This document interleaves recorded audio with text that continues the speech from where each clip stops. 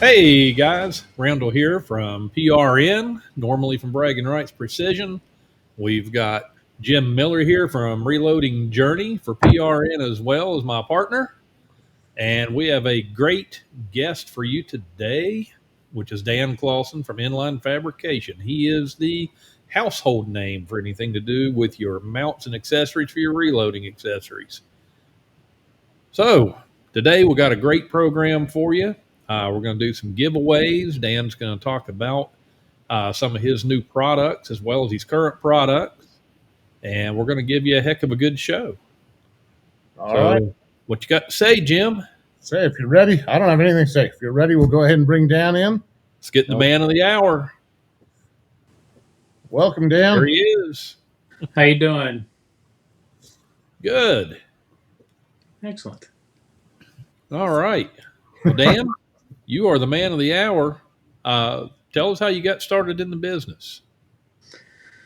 Well, back in the day, I worked for quite a long time building high-end RVs. Enjoyed the heck out of it. Did a lot of the custom stuff. Made the TVs come out of the floor and all the goofy different things that the uber wealthy can dream up but can't do. So that was the majority of my job, is just kind of all the fun custom stuff, which, like I said, I enjoyed the heck out of it. But the economy crashed 08, 09, and everything with the high end, over 1.5 to $2 million RV, that world kind of stopped turning. So Right. uh, Well, I used to work for a Ford dealership down in Florida, and we worked on anything that Ford had a platform for, including RVs. And I'm the opposite.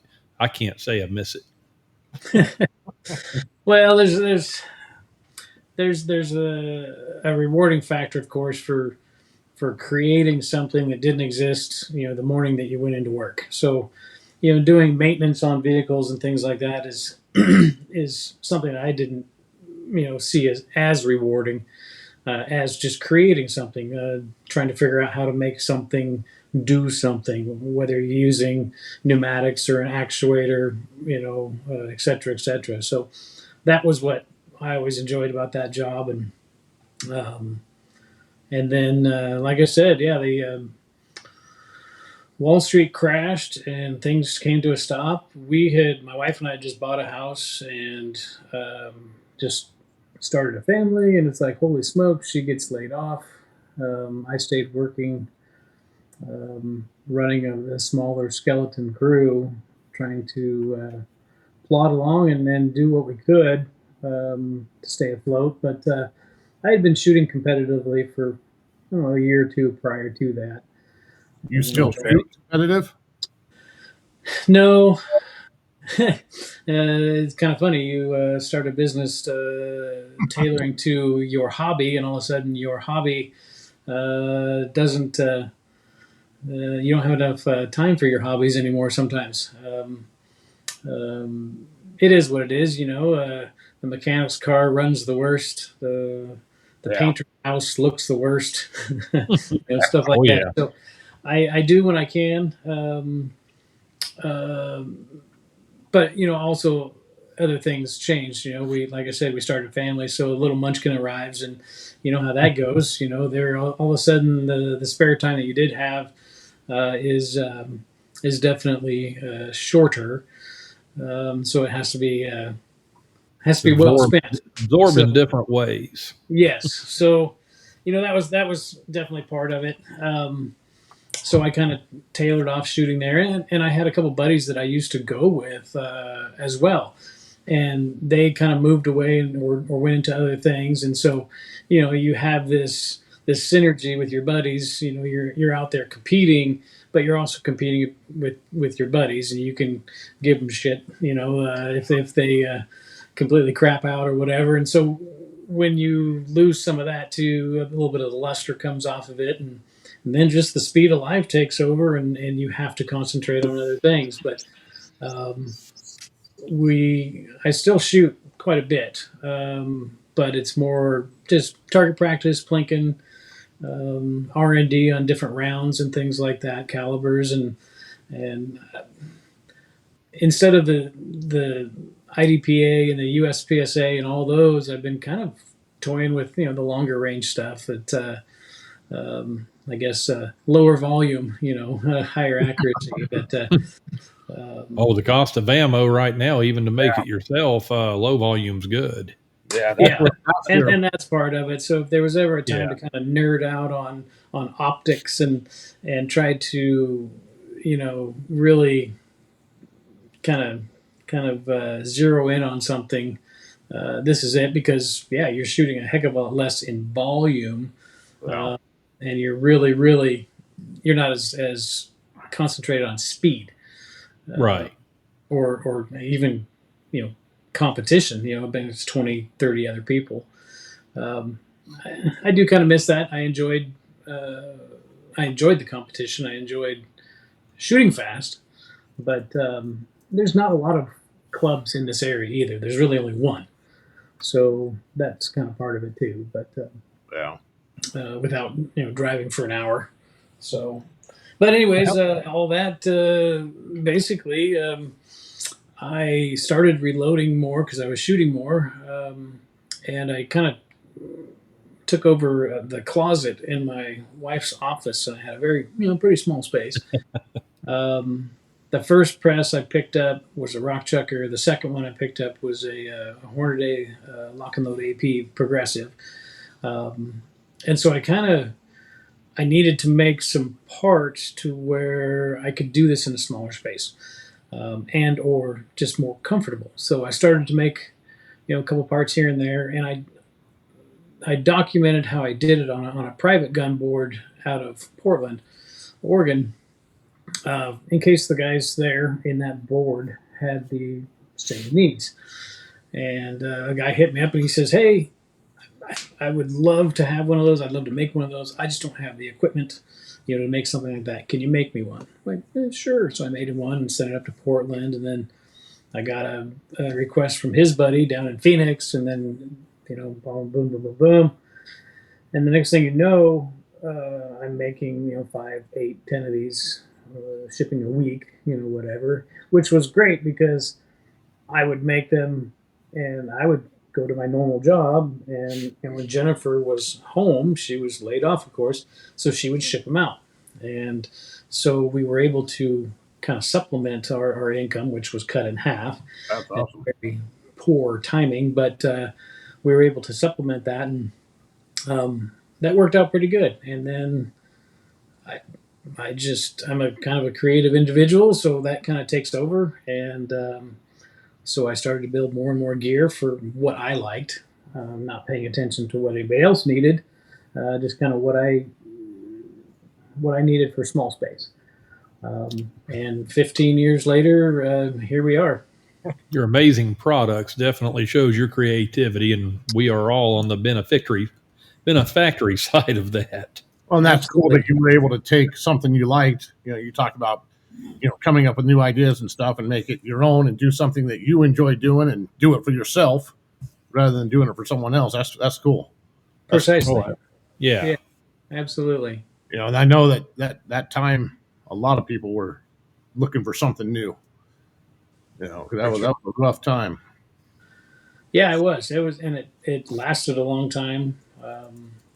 And I was thankful to keep working throughout the whole time, and the business grew over those couple of years, and I told my boss at the time, who was a great guy. I said, "Hey, I'll put this back together for you." At that time, I'd kind of moved to the leadership management stuff and still dabbling in production stuff. But I said, "Hey, I'll put all this back together, one time." But after that, I think I'm out. And he was supportive of that, and gave me all the time that I needed. I gave him, probably 6 months to a year worth of notice, and the rest is history. Never look back. It's funny listening. I read that little thing. You just kind of went over you kind of started in reloading the way I did. I wanted to have ammo when I wanted to have it. Correct. But it is something that, man, I've only been doing this a year and a half, and the amount of stuff I've collected over that time, and we kind of talked about this. We talked a little bit earlier, just being organized with it, Right. without stuff like you offer, being organized. And, my area isn't, hold on, I got it here somewhere, isn't very big. I mean, that's my bench. Mhm. If it wasn't for your quick change things, I don't have enough room to, you know, I started with the impress. One of the first things I bought was your quick change plate. Yeah. And then once I got going a little bit, I got the AP press. But it was just nice being able to switch this stuff out. The Swager, it's just nice. I got the 4-inch riser one, and Mhm. it's a perfect height for my table. And it's a genius product. It fits a niche that, kind of has to be. Nobody has enough room to have. Well, I can't say nobody. I'm looking at the guy right there that pretty much has it, but not He everybody. doesn't count. I He didn't doesn't always have it though. It's just Right. And I would hesitate to say that, the majority of folks don't have, a massive room to spread out and have, individual presses for individual calibers and allowed to, leave them set up and, trimmers and vices and all the, prep tools and all that kind of stuff. That it just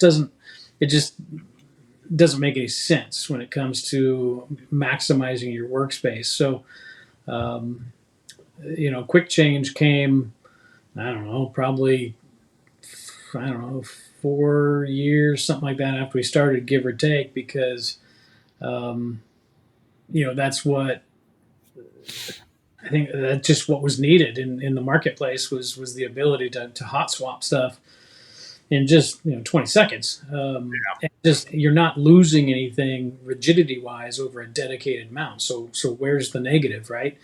Um, the plates, the majority of them are a whopping $24. So to gain that type of versatility and not have any detriments in terms of rigidity, there's just no downside.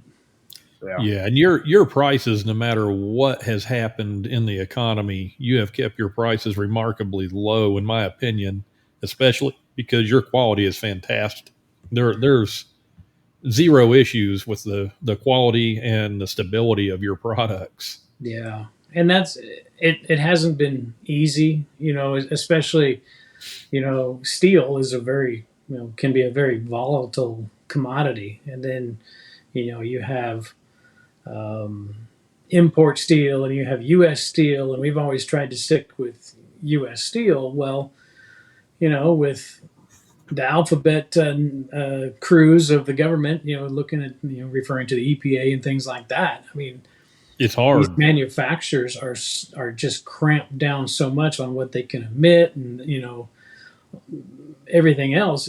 The the pricing just continues to go up and up and up. And here you got China belching God only knows how many tons of stuff on a daily, and we're cramped down to absolutely nothing. And I think we need to take care of our environment, but I think there's a happy medium on making sure that the United States is capable to stand on its own 2 feet when it comes to being an industrial, um, Absolutely.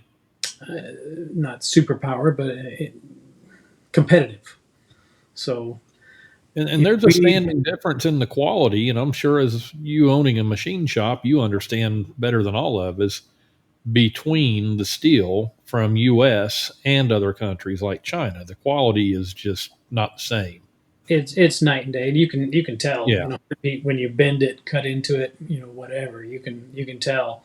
And we've everything that we do when it comes to all the sheet metal stuff, all that stuff is all U.S. stuff, and I don't foresee it ever being any different.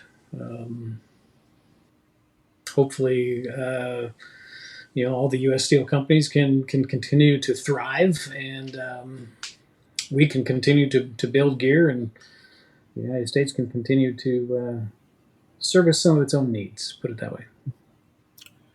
I see we have a few people in our chat room. Truth, he just posted. He's fairly new to reloading. Needs to check out your products. Yes, you definitely need to check out Dan's products. They are phenomenal.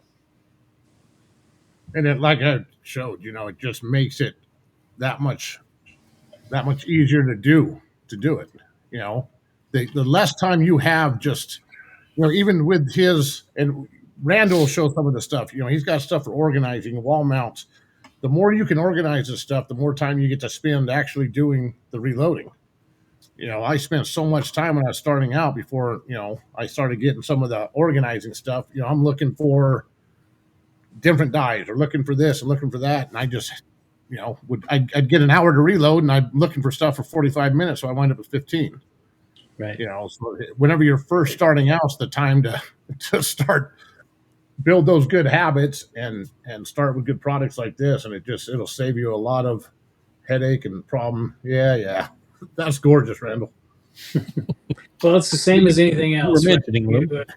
You need to fix a little something around the house, and if you don't have all your tools in one space, you're going to take twice the amount of time to do some goofy little project just to locate the stuff that has run. And reloading and so many other things are no different. Turning wrenches in the shop, whatever, it's all the same. If you can be organized, it's an enjoyment part of it as well. It's a if you're grumpy kicking rocks trying to find all your stuff, I mean, are you even enjoying what you're doing? Sure, you might be enjoying the craft once you get to it, but you could do more of it if you're organized in the first place. Yeah, and I agree on the organization for several reasons, but also especially in reloading is a safety concern. Organization is great. Especially, you always need to keep track of the powders that you're using. Don't pile them up on your benches, different things. And hold on, some of what you've got helps with that, keeping everything organized. And I was a Ford Master Tech for over 33 years, and the other thing is you don't lose things. Nothing's worse than being disorganized. Everything's piled in your drawers. So you don't know you're missing something until it's too late and it's down the road in another vehicle, and then you're going out buying more stuff. True. And just to kind of highlight some of the stuff that that he has. I mean, it's just anything you can think of, and for any press. I mean, you've got you cover a lot of products, a lot of presses. If you guys we're up to 105 top plates that we stock now. Wow. And I have a little bit over 1,000 different templates for vices and different tools and things that we don't stock, but we can make for folks. I mean, like that organizer should pop up here in a second. It's a little laggy. The wall organizers, that's one of his newer products. I've got a couple of them, and they are fantastic. And I love the light behind it. You can change the color of the light. It's just, it's cool when you can add personality to it also. I'm kind of a diva like that. I enjoy backlighting. I enjoy clean, smooth lines, black powder coat, a nice finish. A little bit of a diva. What can I say? Well, you can tell by looking at my studio, I'm the same way, and your products has just been a godsend for my studio. Yeah. Yeah, they do a great job. Got a couple of Dan's new panels. Yeah. And sometimes you see, stuff that stuff on the shelves that either doesn't work, is too thin a metal, or it wasn't engineered, it wasn't thought out, it was just done in a cheesy fashion by different outfits, and it looks good on the web page, and you order it up, and you get it, and you're like, what is this piece of crap? I don't ever want somebody to feel that way. Buying a piece of our gear, everything is just heavy duty, as well thought out as we can. And I beat the agree. crap out of everything. I'll usually I can go through a revision or two, and I'll take it and just kick the crap out of it and look for any weaknesses. And along the way, sometimes you find a little small thing that you like to improve. Even on the looks side of things, on the aesthetics. So it can have form and it can have function. There's definitely a great meeting point there. Yeah, I mean, if you I look, agree. The strength is amazing on like your storage docks. Mm-hmm. If you can pull that up of my storage dock wall, there is a lot of weight on those storage docks. Mm-hmm. I got the Hornady case prep center up there. I mean, that thing's super heavy, and so is their iron press. Right. Yeah, and then we have the X10 tool heads. Those docks are great for that. That's some of your newer products, and I've hung a lot of weight on your docks, to say the least. Really, really impressed with them. Yeah, they work very well. hey, Carl, that is what I started with. He's asking about the impress quick release plate. That's what I started with. And if you're looking at it now or starting out now, you're actually ahead of me, because I found something on a site that I wish I'd have had from day one with all these. Look right there in the middle, the roller lever for the Frankfurt Arsenal Impress. That's a nice lever. When did you say you come out with that? About 3 weeks ago, give or take.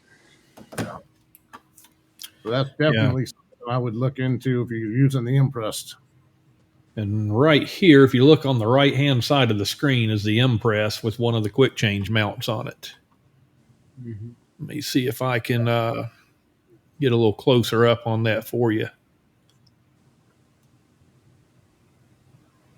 And that's his mid-height riser, I do believe. And yeah, they work fantastic.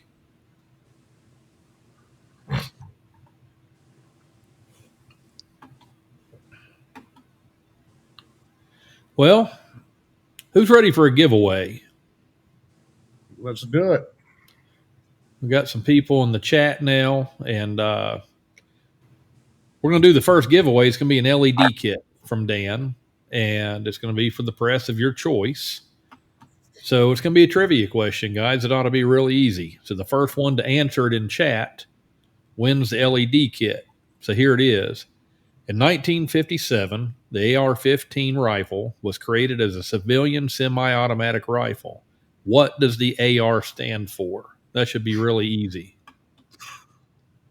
And if you say assault rifle, I'm booting you out. Assault rifle. Nice try, Dan. Nice try. Hey, my wife is watching. All right. We got a winner. Armorlight. Armorlight. Oh, say it's spelled right. So you did spell it correctly. All right, BH. Yes, sir. We need to get his information to be able to get that to Dan and get it sent out to him. So you want him to email Dan? You want him to email you directly? What's the easiest way to do that? I'm not sure. I didn't put any thought into it. They can email me at dan@inlinefabrication.com. And just reference obviously this cast and what it was for.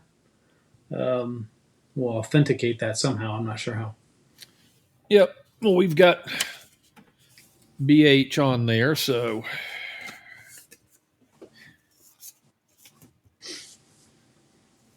okay. Moving. Well, we lost somebody. I think so. Yeah, we lost Jim. Didn't he say his wife was on? Yeah, that could have something to do with it, right? Yeah.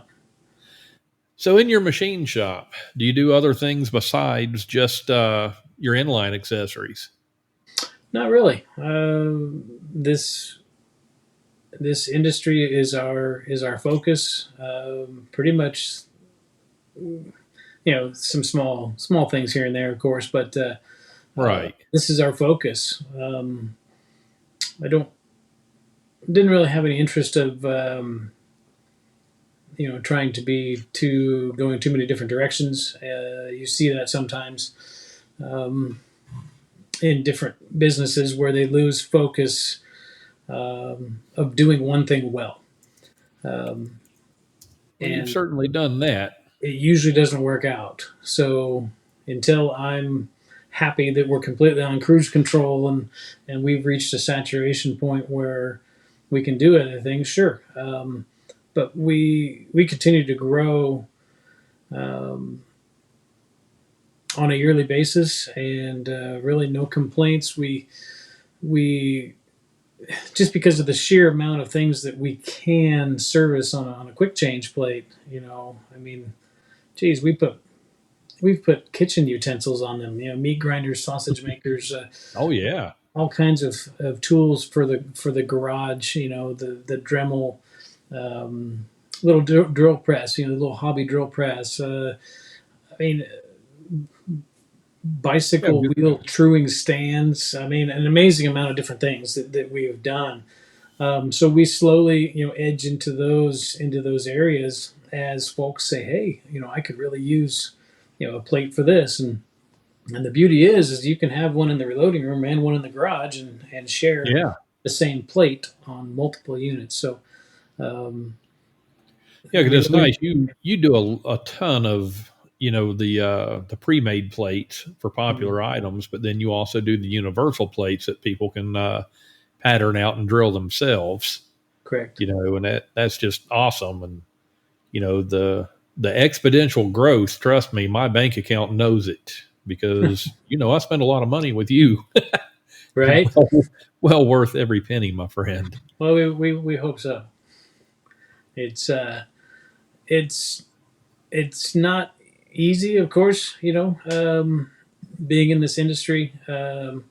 With things costing what they cost, and shipping seems to go up on a daily basis, darn near, and Right. powder coat and steel and labor and everything, your power, your water, you name it. So um, it's tough to keep pricing down, but we continue to be as efficient as we can. We have an excellent crew, which definitely are at the lead of that effort. Is being efficient and making sure that we roll through building gear at a high level of quality, yet not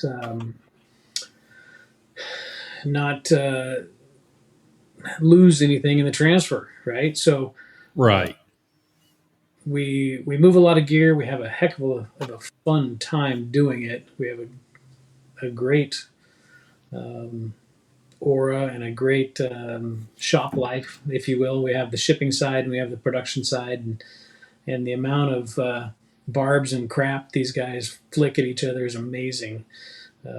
We have a, just a great group of folks. No complaints there.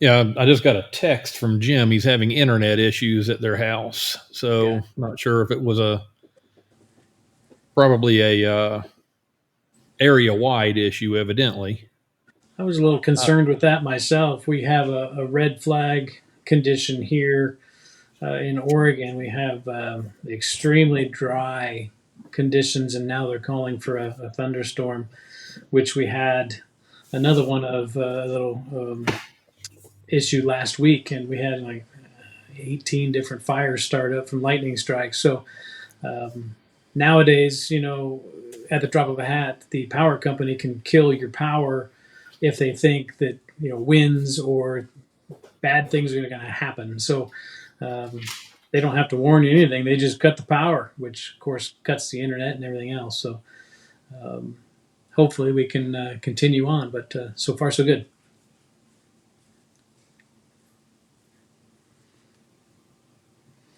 Read a question anyway. Could you design a storage system that could be bench mounted instead of a wall? Storage system bench mounted instead of a wall. Concrete. No, it's kind of a. If you send me an email, show me a couple photos of your space and what you want to accomplish, we can definitely look into it. Right. Well, you kind of live way out from what I gather. So A little bit, not too yeah, far, but we live out just a touch, and but knock on wood, we've been lucky. Not only when it comes to winter storms, but the wildfires and things that you see on the news on a daily. We haven't had any issues here. right. Yeah. Yeah, I was a little worried a few minutes ago when we first started the podcast. The whole bottom fell out here, but North Carolina, that changes quickly. If you don't like the weather, come back in 20 minutes. Right. So, Right. but it's let up now. I'll So we answer a have question. Truth. Truth is asking, where are you located? We're in Oregon. We're in Eugene, Oregon. It's great. It's great here, with the exception of the political climate. Is a little not to my liking, but everything else is great. We're an hour from the coast, an hour from the east side. No complaint. It's beautiful. Right.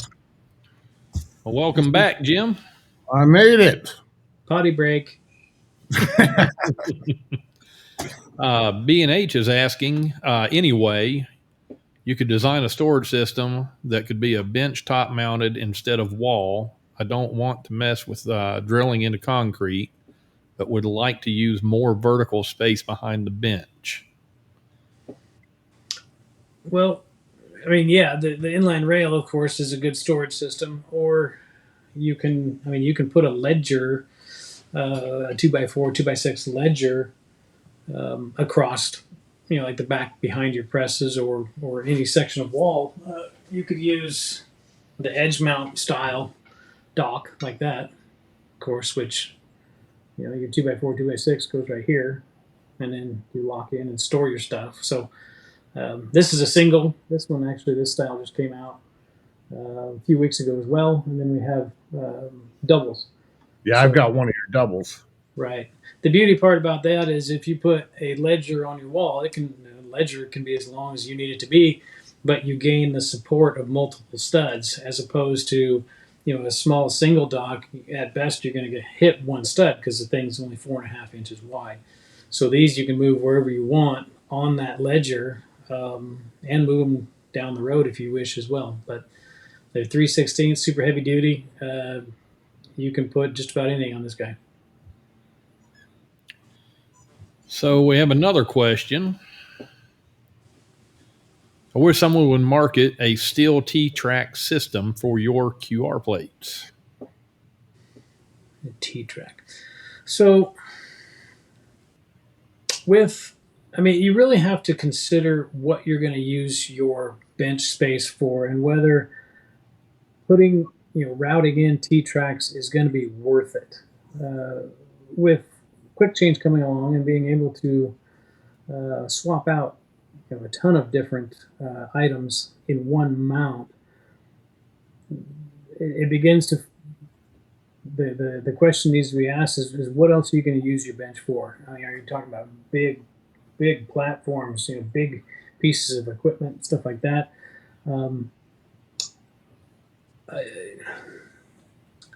for bench planning purposes, that's really a question that needs to be asked. There's a lot of outfits that made extruded aluminum rails, which can take some abuse, but again, you've got these nice little tracks that impede your bench anyways. All your little springs tend to run off in them, the dust bunnies, et cetera, et cetera. So for me, I've never really wanted to go that route. That's not me. So No, I know that sound. That's Jim's dogs. so yeah, that's it's something that can be done, but nowadays it's not as feasible as it was before quick change. Now, Okay. all your press, the stands, are they all the same dimensions on the bottom? All the bolts are the same Footprint? No. footprint. No, Okay. because the shorter the mount, the more the footprint pulls in, because you have to maintain a certain angle for rigidity. So if you had a 4-inch mount that had the footprint of a 9 3/4, you would be so splayed out. You would have. Same with front to back. I'm sorry. Same with front to back. The micro and the junior are. The full height 9 3/4 is deeper. I would say if they were the same, they could be drafted with. Right. Yeah. And that's part of it too, is where the beam's at, where's the structure on your bench, Yeah. What are you going to hit if you do screw a couple of rails in there, and then you get into, well, I have to have it at this spacing.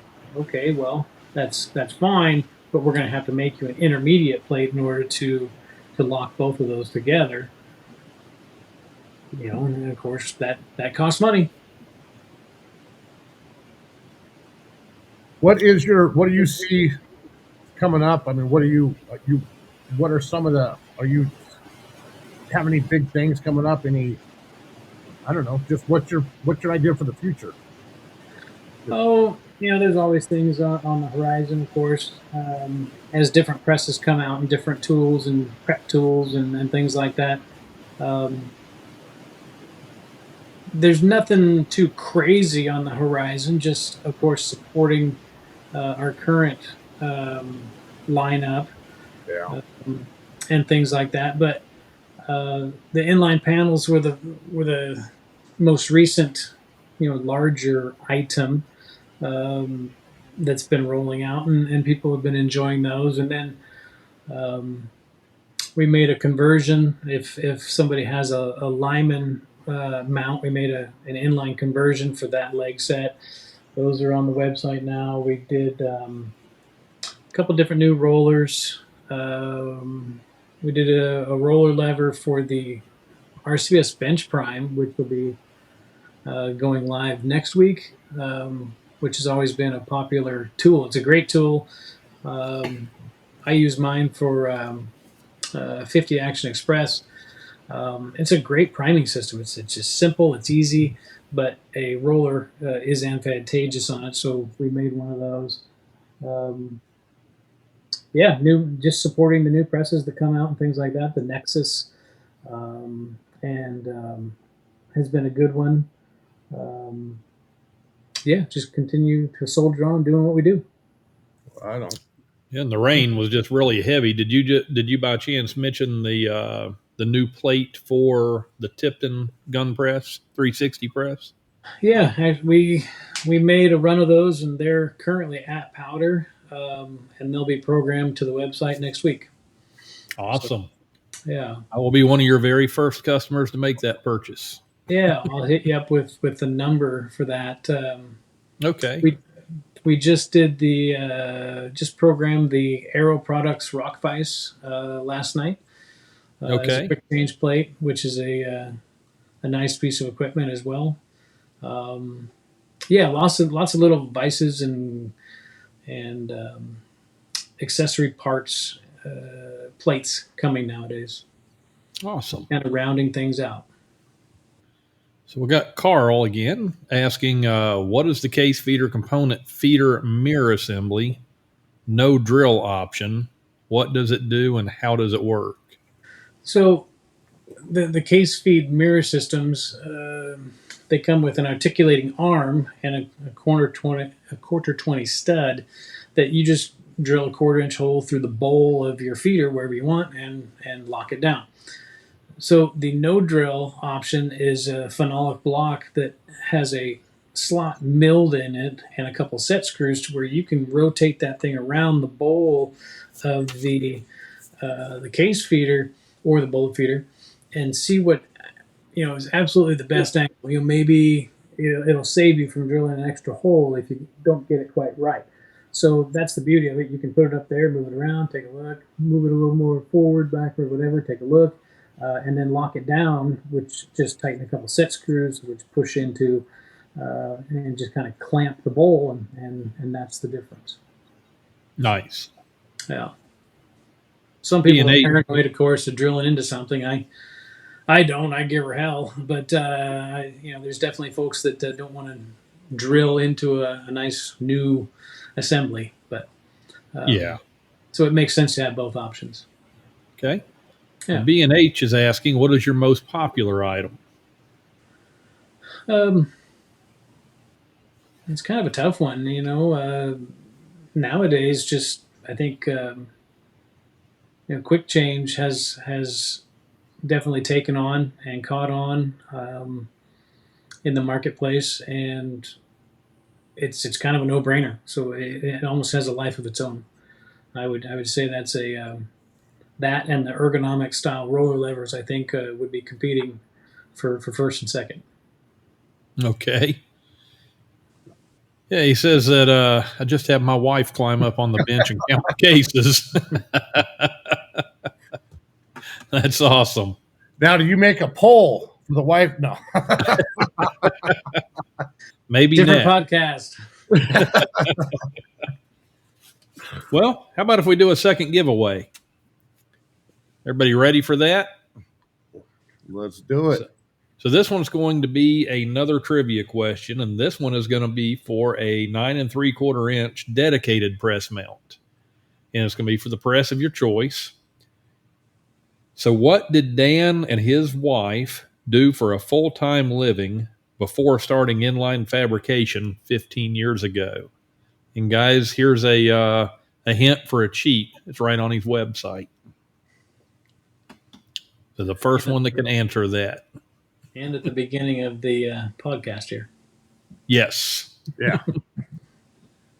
So we'll see who was listening and who can multitask. Truth got it. There we go. That is correct. Okay, Truth.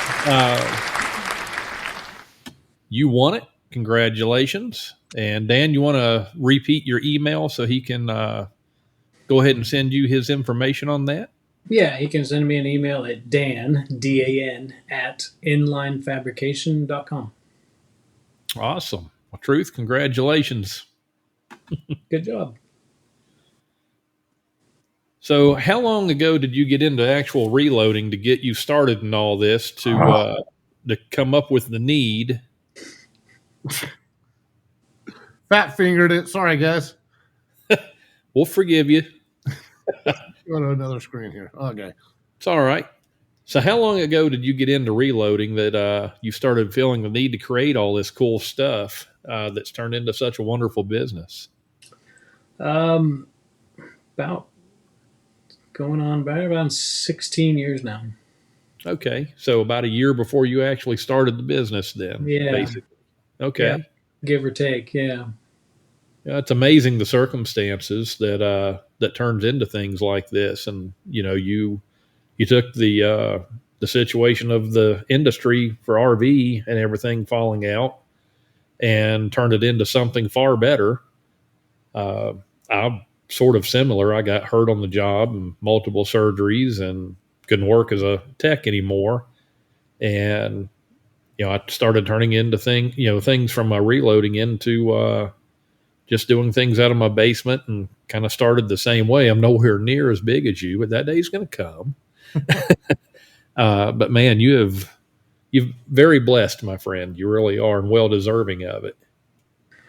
It's thank you. I mean, it's a ton of work, and it it'll put the stress to you and your marriage sometimes in the beginning. Put it that way. So, I mean, it's a Yeah, lot of, my wife has questioned my sanity several times over this venture, but right, she's finally seeing the light at the end of the tunnel with me on it. So right, yeah, yeah. Uh, it's definitely a lot of work, but we both really enjoy what we do, and I think that shows in all the finished product and everything that she puts into it, everything I put into it, and the crew. Um, Boy, if we didn't like it, I don't think we would have the quality and the customer service and all the things the feedback that we get on a daily. I don't think we would have that. So Yeah, it well, sounds like you thought I it's missed. just so awesome that you can do it together. It really is. it is. It I, really is. I think I missed how many employees do you have? We're running about 12 now. That's awesome. Yeah. That is. Now, does your wife do your packing for you? The wife, yes, she is the head of the shipping area. So She basically, she's my hero. yes, she's a lot of folks' heroes. She what she and the crew accomplish on a daily basis is always just amazing. I do my best not to poke my nose in her business and vice versa when it comes to things. I learned that a long time ago. Like, hey, can you ship this? Can you ship that? And it's like, ugh. Makes for some awkward dinners later on at home. But um, she's damn good at her job, and we on the production side, it's our job to feed her everything that she needs. So it's more of a pull system. She tells us what she needs, and it's our job to get it to her. So Well, it's I've ordered a lot of products from you, and I got to tell you, man, I've never had anything come damaged that I can ever remember over the years. Everything's just, Dan makes very heavy products, and man, they just come packaged and delivered in wonderful condition. Yeah. Well, think about the disappointment you have sometimes when you order something online. You see it, it's beautiful, it's glossy, it's perfect, and it gets shipped and just kicked down the road all the way to you, and you end up with this piece of junk that you're either not happy with, or you try to touch up, or you need to send back and then wait again. I That's like the worst ever because it just kills you. So we do our best to protect everything, and like you said, it's heavy, um, and it's bulky and weird shaped and stuff like that. So we do our best to truss it against the best that UPS, FedEx, and USPS can throw at it. Yeah, because you definitely have to outthink FedEx, UPS, and USPS. You got to outthink those guys. Yeah, they can really put the screws to things sometimes, and then we see boxes that are just hammered. We see a photo, because a customer will send it to us first. And look at this box. I'm not even going to open it because I know, it's going to be junk. And we always say, "Oh, open it up and lay it all out. Let's see what we got." And our damage is below a half It's a got to million. be so minimal. Yeah. It's extremely minimal. I know you said you had a kid or you just started a family when the economy was going bad. So your kid's what, about 15 now? Is he part of the family, part of the business? He is. He Awesome. is exactly 15. You're correct. He just got his permit. So now, actually, That's a whole other. yeah, believe it or not, he gets up and he goes with Jen, my wife, in the morning, and he drives to the shop. So Awesome. at 6 o'clock in the morning, he's driving down the road. So Well, Dan said he's putting a 15-year-old on his insurance. Everybody order more products. right. Yeah, at least you got There's your that. wife to train them. I know So that was a stressful part of me, training my daughter and my son. he's a good driver. I We haven't had any issues. He knows it's a serious thing, and he's I mean, he's been driving around the property here, in vehicles and side by sides and motorcycles, anyways. So he knows his tolerances of where he needs to begin his turns and things like that. And other than learning the rest of the rules of the road, on a he's really ahead of the curve. He's doing a great That's job. awesome. That's a But, fun age. You have to get back into the competition shooting because now you got a partner that's. Yeah. My son and I started. My son's 32, but we started. I mean, we always did stuff when he was growing up. He raced RC cars. Yeah. Big RC cars was fully sponsored. We traveled for that for years until 2008 hit, and I couldn't afford to leave work and travel as much. I mean, we were out of town every other weekend, and then some of the races were 5 days. Yeah. A day of practice, 3 days of qualifying, and the mains and everything. And we always found something. Couldn't afford to do that. We got into paintball because I thought that might be a little bit cheaper. No, he wound up on a semi-pro team with that, doing some traveling, and then Awesome.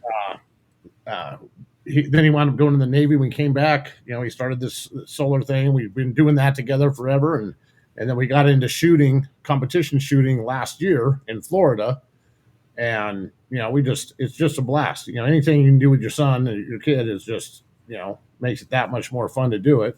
Absolutely. But back to what you were saying in the beginning about, because we went through, I started reloading January of last year.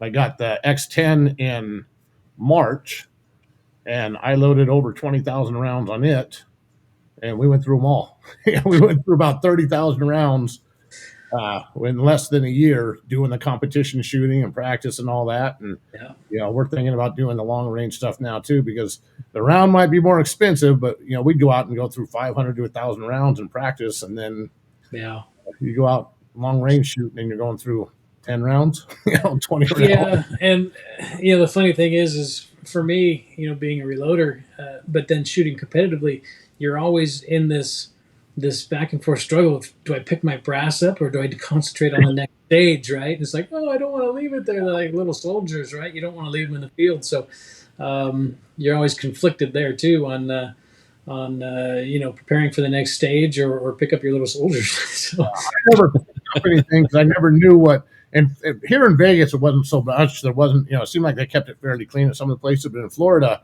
there'd be some old brass, and you don't know what those guys are. Some of them were running the major. Yeah. I don't want to mess with their brass. Who knows how many times it's been shot or so I just took it out, shot it, and walked away from it. And practice, we'd put down a tarp, right? And do all our shooting on that. So we just fold the tarp up, pour it into a bucket, bring it home, and But it's always fun. Always fun. Absolutely. Well, B&H has another question. It says, are most of your products developed from customer requests? I mean, some of course have, but the majority, on the quick change side, yes, because I never know who wants to attach what to a plate. But the majority of the mounts and things like that, all of the docking systems and the levers and things, that's just kind of you try to support that product line all the way through as presses come out. There've been a couple of brackets and things like that we've made for a customer. Like, hey, I've got this situation. I need this to do this, and you look at it and you're like, well, I mean, there could be a couple other people that have that same issue, so I'll make 30 of them instead of 2 of them, and throw them on the site and see. So we just throw it out there, let it soak, and see what happens. But we try to keep our SKUs down to things that folks want and that move. I don't want to build gear. I don't want stuff sitting around, of course, for items or things that people don't want them for. The more stuff we have to keep track of, the more things that the employees have to remember. I mean, we're hundreds and hundreds of different parts and pieces, and these 8 parts make out this one part, and the more you complicate it, the more potential you have to accidentally ship the wrong thing to a customer. So we try to keep the amount of SKUs high and tight. And I did notice on your site, I remember when I read it, everything that's on your site is in stock. Yeah. You're not going to have somebody order something and say, well, we're 2 weeks out on that, or if it's that's the worst. That's the worst thing ever. So no, I don't know the last time we were out of stock on something. Years, really. We carry a ton of inventory because you never know. You can have a problem getting material. You can have a problem with a piece of equipment that breaks down. You need to get parts for. So we hedge our bets, and we have a fair amount of stock at just about any given time. Yeah. Yeah, I'm sure you get a fair number of requests from manufacturers, popular ones, when they come out with new products. I know, I've thrown a few at you on behalf of Frankfurt Arsenal. So Right. Yeah, absolutely. you have always stepped right up to the plate. In fact, when we did the X10 reloading press, I helped run the pilot program. Hmm. And man, we got you the pattern, and you had plates out. In fact, I think they came out the day of the release of that press, and you saved the day. That's the That's a beauty of heavy small press. business. You don't want to be moving it around. Yeah, exactly. Over 100 pounds when it's all said and done, man. I got the quick Yeah. change, but it's not very quick. Help Right. help me with that. Build up. Right. I need an overhead crane Really. way Yeah. to lift that thing up. But Well, it's that's the nice to be beauty able of to do it if I need it. right. That's the beauty of small business. Of course, you can be reactive, and you can just decide to do something. You don't have to go through committees and budgeting meetings and things like that. You pick a direction and you go. I don't have shareholders and things like that to answer to. If I make a mistake, well, I'm going to pay for it personally. It's my mistake. If we make Right. wrong parts, it's my mistake. I'm going to pay for it. So yeah, that's the beauty of small business is being able to be reactive and make things pretty darn quick. And that's integrity, because it's the same way. I'm small, smaller than you as well. And yeah, you show your integrity by that. If I made a mistake, or anything that happens in my company is a mistake, more than likely I was part of it, because my hands are on everything that goes out our door. So Yeah, in some way, shape, or form, yeah. So you do what needs to be done, and you take care of the customer. And sometimes, that really hurts, but it is what it is, because you yeah, have to throw that shoe on the other foot and service somebody how you would expect it to work for you. there's a question: have you ever had someone break something you just wonder how in the world they did it? Absolutely.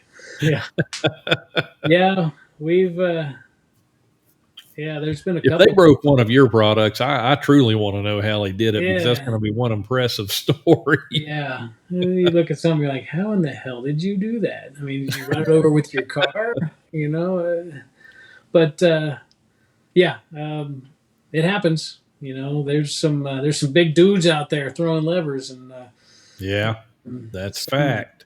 yeah, Just looking at your site here, you've got a lot of dealers and stuff too. yeah, People might find some of this local or yeah. There's Midway USA, Graff and Sons, Brownells, those guys, Mid South Reloaders, and then some smaller mom and pop outfits as well, and then same with out of country over in Canada. yeah, Canada, of course, and Australia, New Zealand, things like that. Oh wow! The thing is, it's heavy stuff to ship. So with the cost of shipping nowadays, you really want to throw it in a container, and with Yeah. a bunch of other people's equipment. But boy, you land that over there and inventory it, then you've got some overhead. So. Wow. And it's tough because there's so many different reloading presses. There's so many different. Which ones do you stock, right? Of course, the ones that you stock are the ones that the customer doesn't want. He's looking for a different one, and that's just the nature of the beast. So overseas can be a little tougher. We do a lot of direct shipping overseas on a daily basis. And I'm sure you've thought about it. Have you ever thought about doing a universal plate that has holes for 4 different presses or 4 different, Yeah, we do, but of course there's machining that needs to be done on the backside of that plate, and so your machine time goes up. So is that plate viable? Is it going to hit the right thing? And I kind of despise universal. I just thought maybe for like that the overseas stuff. So where Yeah, no, you send one plate that'll cover 4 different presses versus Right. sending 4 Right. different plates. absolutely. And Which you might send 4 different plates and one of them never sells. You know, if you correct. have universal, Right. it's just a better chance to Right. sell the rest stuff. Yeah, and then you have to have a bulk kit for each of those patterns as well. So now you're throwing away hardware and things like that. And so we just encourage folks to get a hold of us, and we'll send you exactly what you need. Yeah. But yeah, that's it's kind of a tough one because no matter what, Yeah. it's not going to be the right pattern on the plate for what that person wants. No matter if you did do it, one of those Right. plates. You pick four, they're going to have a 5th one they wanted. Oh, absolutely. So we have blanks that folks can drill, themselves, and that seems to work out really well. Because it doesn't, it's not, armor plate, right? It's not wear plate, so folks can drill it with standard equipment. Sounds good. One of our guests that just came on board late, Jeff Goodness, he actually owns 3D Reloaded. He does a lot of 3D reloading accessories as well. So, welcome, Jeff. Jeff, little hindsight to that. Jeff actually helped me get into 3D printing. So, good guy as well. Well, congratulations, Life. Got his press coming. Oh, is that it? Yeah, Yeah. You're going to be got a needing Mark 7 that. Apex 10. So, that's a fantastic press. Congrats. And welcome. Well, we need to figure out another giveaway, guys. Gosh, time has flown. The first two were trivia questions. How would we like to proceed from here for the next two? Entirely up to you. I'll supply the gear. You supply how to get rid of it. So, All right, guys, I got one. He offers free shipping if the price is over how much? That's a good one. Free shipping if you spend a minimum of do do do do do do do.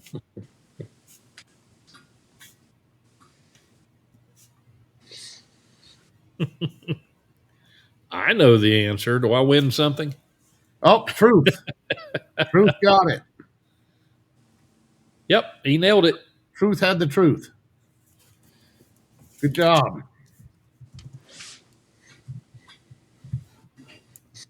All right. Now, what did he win?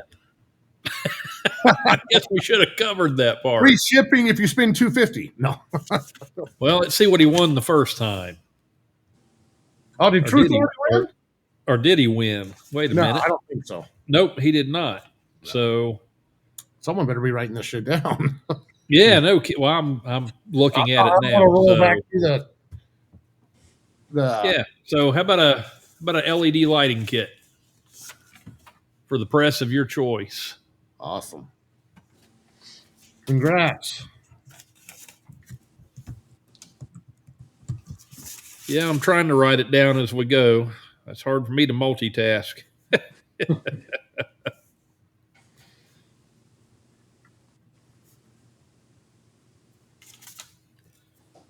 All right.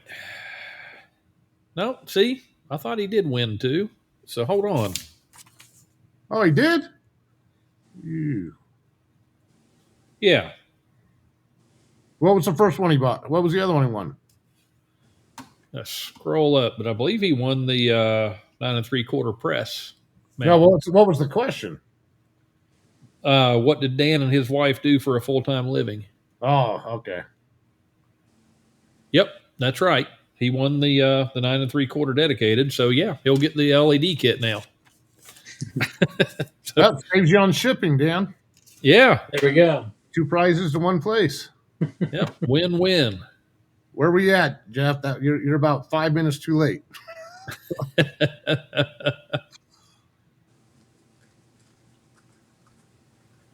All right. Let me close that one back out.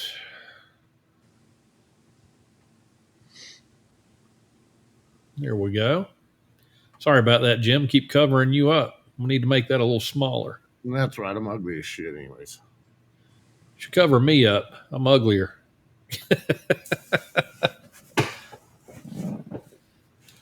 Oh, so what do you have for new products coming up we don't know about that you might want to talk about? Anything good?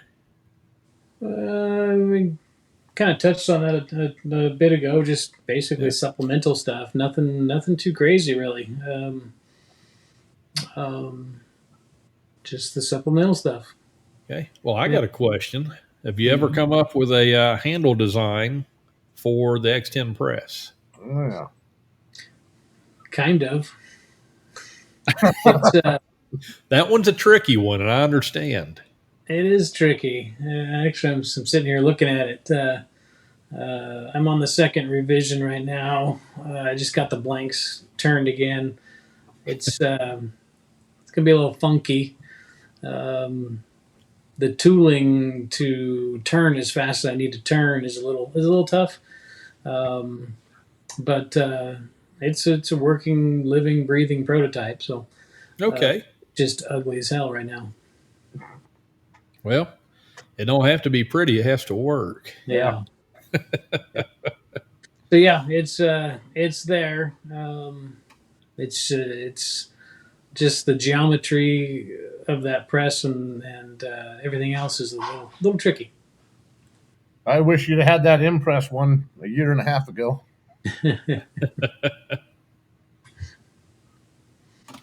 Well, I'll tell you what, guys. Got one more giveaway, and then it's kind of time to wrap this thing up. We've been on here about an hour and 10 minutes, and it's been absolutely awesome. So, need to come up with one more giveaway. We know what it's going to be. It's going to be the 9 3/4 press mount. What's a good question? Not it. It's on you guys. Somebody says, "What's the website to buy some good stuff?" I guess he was talking about your website. I posted the link to your site. Oh, copy. I hope that's what he's talking about. You're in the wrong chat if you're looking for something else.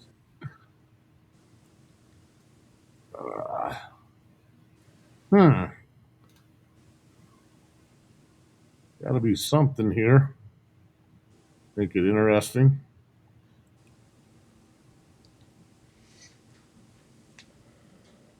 Come on, dead air. That's not good. Nope, you're right. I'm reading. I'm multitasking. I'm trying to look through. I'm sure you can see the smoke. Trying to look through stuff here also. That's where I got the shipping. So. Let's make it simple. What is Inline Fabrication's phone hours? Very easy on their website. I see the days. I'm not seeing the hours. Oh, no, that was a different one. I can't answer this one. Got questions, call us. I see Monday through Thursday. I'm not seeing. I'm in the wrong area. Oh, wait, yeah. Well, I mean, it was right there with it. Was it? Is it 8 to 5 from B&H? Yep. That was it. Is it contact? Oh, I was on a different part.